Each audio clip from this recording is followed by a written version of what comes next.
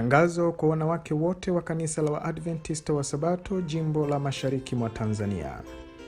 Ni tarehe 26 ya mwezi wa 7 mwaka 2026. Ni siku ya maombi ya mwisho wa mwezi kwa idara ya wana wa kike. Hii itakuwa ni katika kanisa la Waadventista wa Sabato jimbo la Mashariki mwa Tanzania. Hii itakuwa ni siku ya kipekee sana. Kabla hatujaendelea, kumbuka kugusa kitufe cha subscribe hapo chini ili kuendeleza utume huu na kuinyanyua chaneli yetu kuwafikia wengi. Na siku hii itakuwa ni siku maalum kwa idara ya wana wa kike katika jimbo la Mashariki mwa Tanzania. Siku hii itakuwa na programu nyingi sana. Itakuwa na maombi ya kutosha. Lakini kumbuka, siku hii tutakuwa na mambo ya kuombea. Jambo la kwanza itakuwa ni mafanikio ya kongamano la wanawake litakalofanyika tarehe 6 mpaka 12 Septemba. Usisahau ni mwaka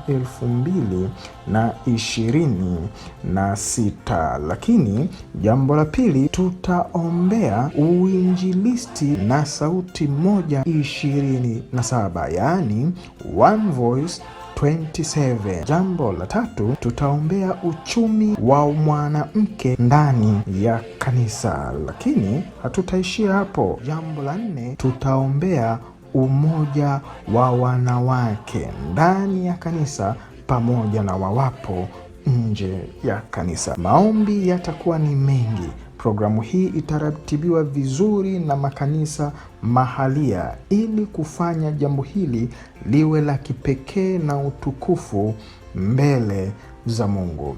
Ujapo katika siku hii, kumbuka uje na sadaka yako, yaani sadaka ya nguvu ya buku. Kama tulivyozoea, hii sadaka huturahisishia kunufaisha kazi ya utume katika kanda zetu. Lakini jambo la pili, andaa sadaka za mikakati ya uzinduzi wa One Voice 27. Na tuende hapo na huduma hii, usisahau andaa kiingilio cha kongamano la wana wa kike. Shughuli hizi zitaratibiwa ndani ya kanda zote za jimbo la Mashariki mwa Tanzania. Kumbuka, kila kanisa lipange mikakati ya kuboresha siku hii na kuifanya siku hii iwe ni bora na yenye kuvutia. Usisahau kuwaalika marafiki, majirani na wapendwa wako ili kushiriki mibaraka hii.